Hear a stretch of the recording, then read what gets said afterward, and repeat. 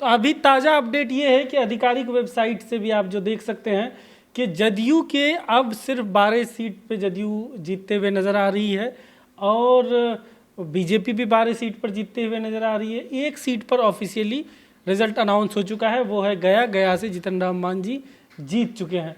बाकी जो सीट है पप्पू यादव इंडिपेंडेंट पूर्णिया से बढ़त ले चुके हैं आधिकारिक वेबसाइट के हिसाब से, लेकिन हमारे पास जो सूचना है और पप्पू यादव ने मीडिया से बात करके वो कह भी दिया है, वो वीडियो भी आप देख सकते हैं हमारे यूट्यूब चैनल पर, फेसबुक पेज पर, कि पप्पू यादव जीत चुके हैं पूर्णिया में चुनाव, ये उनका दावा है। हालांकि आधिकारिक वेबसाइट पे अभी काउंटिंग प्रोग्रेस में दिखा रहा है, लेकिन पप्पू यादव ने प्रेस कॉन्फ्रेंस करके ये कह दिया है कि वो वहाँ से जीत चुके। मार्जिन कितना है इसको लेकर जब उनसे सवाल किया गया तो उन्होंने कहा कि 50,000 या कम से कम 45,000 का मार्जिन होगा, वो उसकी उन्होंने पुष्टि नहीं की।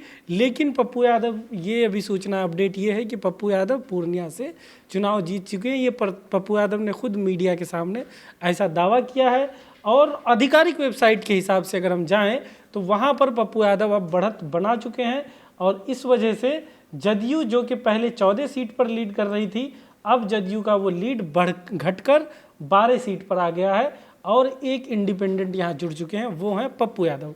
बाकी सीट की अगर हम बात करें तो कटिहार से ये अपडेट है कि कटिहार में तारिक अनवर अब बढ़त ले चुके हैं। तारिक अनवर आगे बढ़ते जा रहे हैं लगातार, 11,000 वोटों से अब आगे हैं। दुलाल चंद्र गोस्वामी पीछे हैं 11,500। लेकिन कटिहार से भी जो खबर आ रही है, ये खबर है कि जो अनधिकारिक खबर है जिसको वेरीफाई हम नहीं कर सकते हैं, लेकिन वहाँ जो हमारे लोग हैं उनसे जो खबर मिल रही है वो ये है कि तारिक अनवर भी एक बड़ा मार्जिन कटिहार में ले चुके हैं। लेकिन उसकी घोषणा, उसकी पुष्टि हम अभी नहीं कर सकते क्योंकि आधिकारिक वेबसाइट पे 11,500 का लीड तारिक अनवर का दिखा रहा है।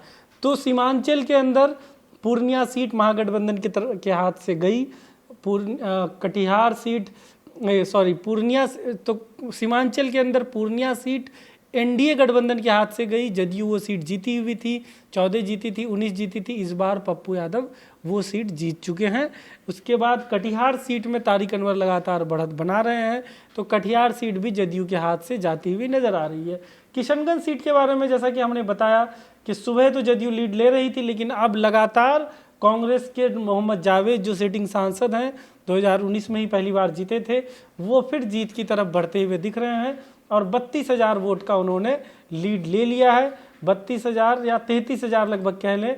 अब तक यहाँ पर लगभग 8 लाख वोटों की काउंटिंग भी हो चुकी है। 7,80,000 आप कह लें कि 7,80,000 वोटों की काउंटिंग में स्थिति ये है कि डॉक्टर मोहम्मद जावेद आज़ाद किशनगंज में 2,60,000 वोट लाकर करीब 32,000-33,000 वोटों के मार्जिन से आगे चल रहे हैं। दूसरे पर मास्टर मुजाहिद आलम जदयू के हैं 2,28,000।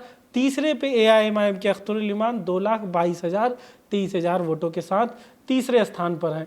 ये तो रही किशनगंज की बात। अब हम बात अगर हम अररिया की करें तो अररिया में भी मार्जिन कम होता हुआ दिख रहा है प्रदीप सिंह और शाहनवाज के बीच। जो सिटिंग सांसद हैं बीजेपी के, प्रदीप कुमार सिंह और शाहनवाज जो आरजेडी के वहाँ से चुनाव लड़ रहे हैं, इन दोनों के बीच मार्जिन कम होता हुआ दिख रहा है। अब 15,000 का गैप बचा है, 15,000 का गैप बचा है। लेकिन यहाँ देखने वाली बात यह है कि यहाँ की भी काउंटिंग लगभग समाप्ति की तरफ है और 11 लाख लगभग 12.25 लाख वोटों की गिनती हो चुकी है, यानी कि 60-70 हज़ार वोटों की गिनती ही बची है। तो ऐसे में क्या शाहनवाज उस मार्जिन को कम कर पाएंगे, उस मार्जिन को मिटा पाएंगे, ये कुछ देर में ही हमें पता चल पाएगा। तो उसके अलावा हमने आपको कोसी क्षेत्र के सीटों के बारे में जो बताया था कि सुपौल और मधेपुरा और जो सुपौल की सीट है वहाँ से जदयू बहुत बड़ा मार्जिन, बहुत बड़े बढ़त की ओर थी और ऐसा लग रहा है कि जदयू वहाँ से जीत ही चुकी है क्योंकि मार्जिन इतना बड़ा है। मधेपुरा में आप देखेंगे तो 1,63,000, उसी तरीके से आप सुपौल में देखेंगे तो 1,44,000 जदयू का मार्जिन है।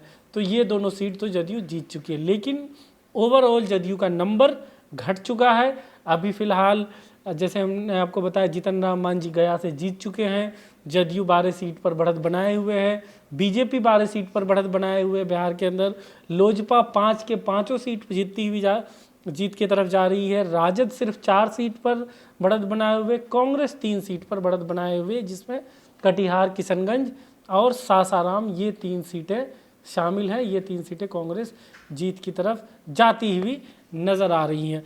ये तो रही बात सीमांचल और कोसी क्षेत्र की।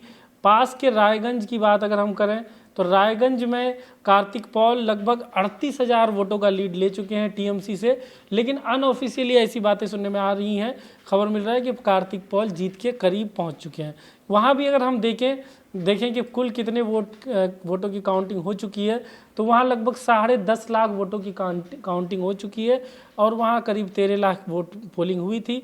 तो 1.5 लाख के आसपास, 1.5-2 लाख काउंटिंग और बची हुई है, लेकिन कार्तिक पॉल का मार्जिन बड़ा है। ऐसे में मुमकिन कम है कि उस मार्जिन को टीएमसी मिटा पाए। वहीं दार्जिलिंग की अगर हम बात करें तो दार्जिलिंग में राजू बिष्ट जो वहाँ के सिटिंग सांसद हैं, हम आपने आपको बताया था, वो एक बड़ा मार्जिन लेकर चल रहे थे और अभी भी वो जीत की तरफ ही नज़र आ रहे हैं और बहुत बड़ा मार्जिन उन्होंने ले लिया है। 1,39,000 का मार्जिन दूसरे पर टीएमसी है। ये गढ़ रहा है बीजेपी का ये सीट, तो इस सीट पर बीजेपी को हराना वैसे ही मुश्किल था टीएमसी के लिए, लेकिन मार्जिन ज़रूर कम होता हुआ इस बार नज़र आ रहा है। और ओवरऑल स्थिति हमने आपको बताया कि पूर्णिया से पप्पू यादव दावा कर रहे हैं कि वो जीत चुके हैं। ऑफिशियल घोषणा नहीं हुआ है, उन्होंने मीडिया से बात करके भी बोल दिया कि जीत चुके हैं। कटिहार में तारिक अनवर जीत की तरफ बढ़ते हुए नज़र आ रहे हैं। अररिया में मुकाबला करीब का होता जा रहा है बीजेपी और राजद के बीच। कांग्रेस जो है किशनगंज सीट में लीड बनाए हुए, बढ़त बनाए हुए ये स्थिति है। वहीं अभी ये भी हमें सूचना मिल रही है कि जदयू ने आधिकारिक तौर पर घोषणा कर दी है कि जदयू मधेपुरा सीट जीत चुकी है। तो हमने वैसे भी आपको बताया कि मधेपुरा में मार्जिन इतना ज़्यादा था सुबह से ही कि वो मिटाना जदयू के लिए मुमकिन था नहीं। उसी तरीके से सुपौल में भी बहुत बड़ा मार्जिन था। तो ये अभी करंट स्थिति है।